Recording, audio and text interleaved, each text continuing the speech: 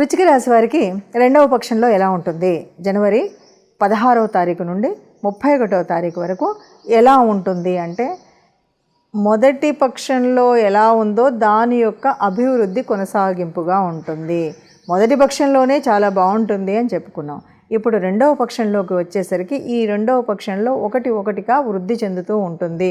మీరు ఇప్పటి వరకు చేస్తున్న వ్యాపారంలో ఇప్పటి వరకు ఏమీ లేదు అనుకున్నటువంటి స్థితి నుండి ఇది ఉంది అనే స్థితికి ఎదుగుతారు.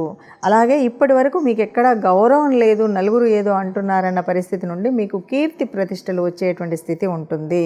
ఎవరైతే సంతానలేమి ఉంది లేదు, సంతాన వృద్ధి జరగలేదు అంటే ఆ సంతానానికి ఉద్యోగంలో కానీ చదువులో కానీ ఏదైనా లేదు అనుకున్నటువంటి వారికి ఇది చక్కటి అవకాశంగా ఉంది. ఎందుకంటే మనకు పక్షంలో చూస్తే కనుక పంచగ్రహ కూటమి జరుగుతుంది.